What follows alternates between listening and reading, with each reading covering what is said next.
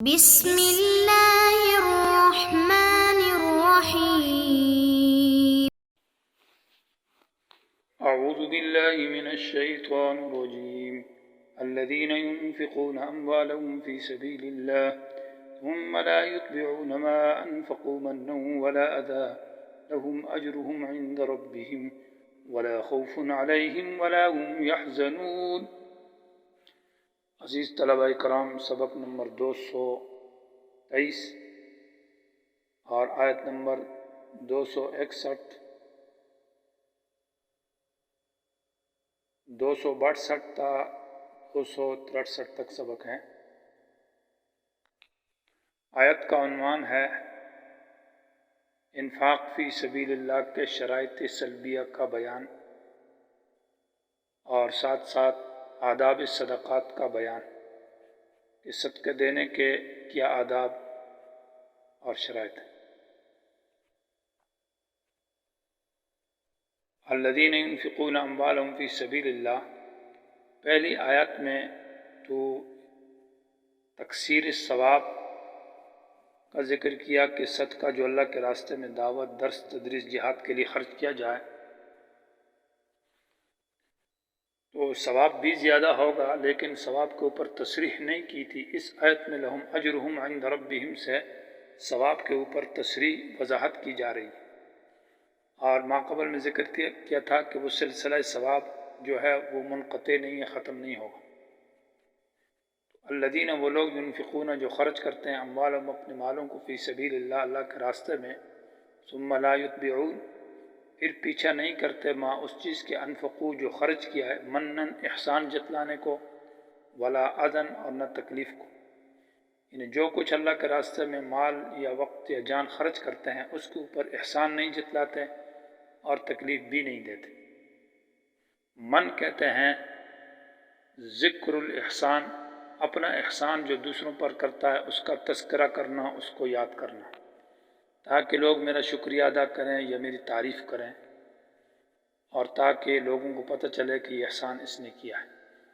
اس شخص کے سامنے اس احسانات کو، یعنی ذکر النعمت اور ذکر الاحسان کرتا ہے جس پر احسانات کیے ہوئے ہیں، یا کسی اور کے سامنے کرتا ہے جس سے وہ مخاطب کو تکلیف ہوتی ہے اور اس کے سامنے ان تذکرہ کو اچھا نہیں سمجھتا۔ گویا کہ من کا مقصد یہ ہے اس آدمی کا جو اپنے احسانات کو لوگوں کے سامنے یا اس شخص کے سامنے تذکرہ کرتا ہے، اس کا مقصد یہ کہ میرا شکریہ ادا کیا جائے اور میری تعریف کی جائے۔ گویا کہ اس کا مقصد ہی اللہ کی رضا اور ثواب نہیں ہے، اپنے شکریہ اور تعریف مقصد ہے، اس لیے اس کا صدقہ باطل ہے، یہ صدقہ کالعدم ہے۔ گویا کہ صدقہ کی کوئی حیثیت نہیں، کوئی اجر اور ثواب نہیں۔ ولا اذن، اور نہ تکلیف دے۔ عزی کہتے ہیں کہ ایسی بات، ایسا مطالبہ اس سے کیا جائے جس میں اس کو تکلیف ہو، یعنی اس سے ایسا کوئی کام کا کہا جائے کہ فلاں کام کرو میرا، یا میری فلاں خدمت کرو، یا میرے ساتھ فلاں کام کرو، تو اس نے اس پر احسانات کیے ہوتے ہیں، خرچہ کیا ہوتا ہے، اس کو کپڑے دیے یا اس کو کچھ دیا ہے، تو اس سے بھی مطالبات ایسے کاموں کا کرتا ہے جس میں اس کو تکلیف ہے، تو یہ چیز نہیں ہونی چاہیے۔ اگر من اور اذا ہوگا صدقے کے اندر تو اس کا ثواب بالکل برباد اور باطل ہوگا۔ لہم، جب من اور اذا نہیں ہے تو اس کا مقصد یہ ہے کہ نہ احسان جتلاتا ہے اور نہ اسے ایسے کام کا مطالبہ کرتا ہے کہ جس میں تکلیف ہو، تو معنی یہ ہے کہ اس آدمی نے محض اللہ کی رضا کے لیے یہ صدقہ اور یہ احسان اور یہ اچھائی کی ہے۔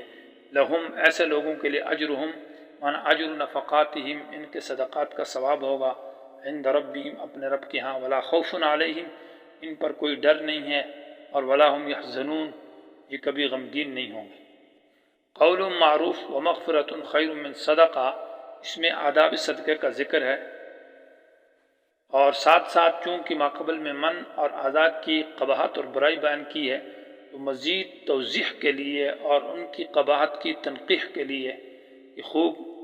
من اور اذا کی خرابی تاکہ خوب معلوم ہو جائے، اس کے لیے مزید آداب صدقات کو بھی ذکر کیا اور اس کی تشریح اور توضیح بھی ہے۔ قول، بات کرنا، معروف، اچھی بات، اچھی بات وہ ہے، معروف کا معنی ایسی بات جو دل کو لگے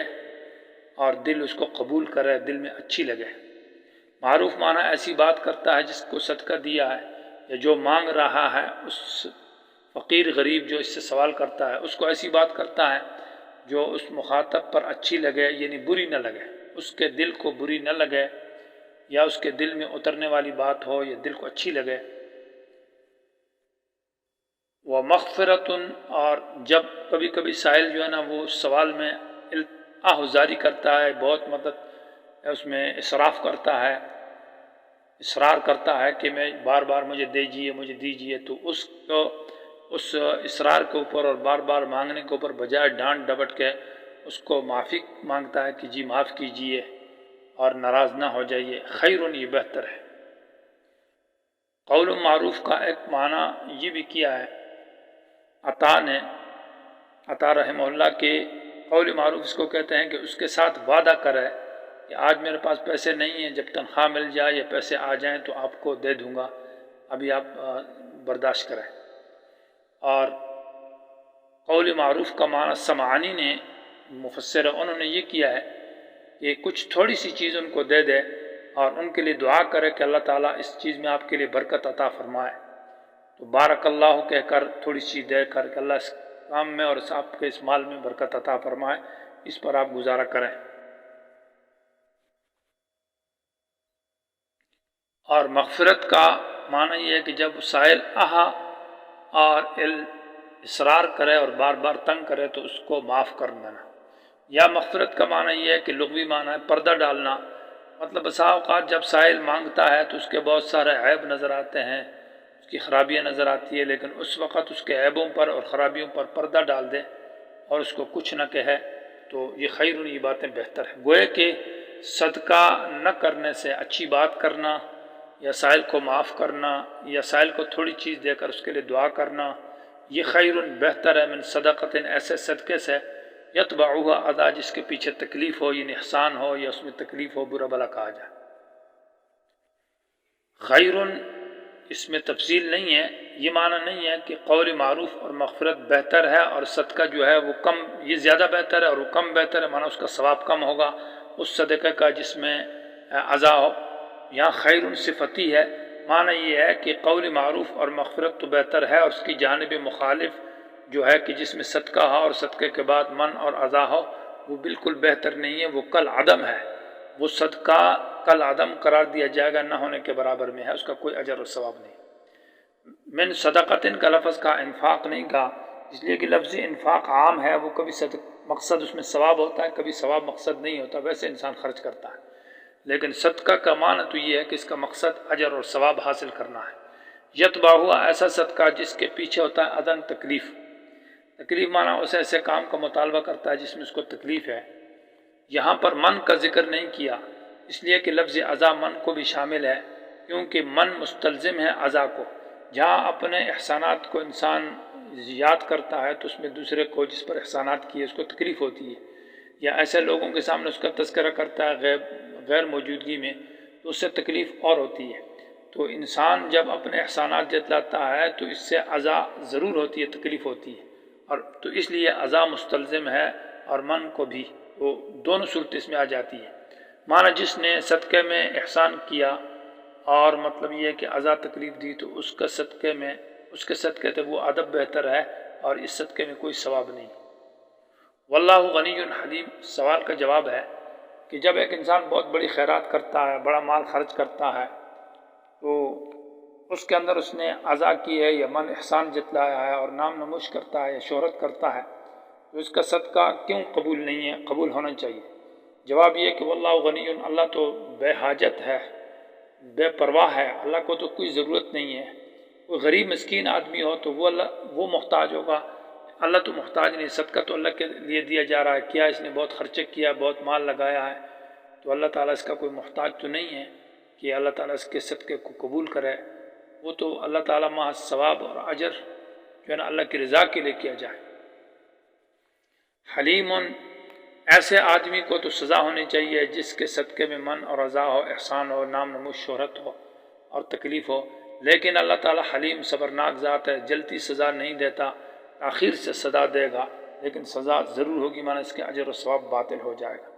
اللہ تبارک و تعالیٰ ہم کو احسان سے اور عزا تک میں صدقے سے بچائیں۔ گویا کہ جو بھی انفاق اور خرچ کیا جائے اس میں احسانات اور تکلیف دہ مقصد نہ ہو، معاذ اللہ کی رضا ہو۔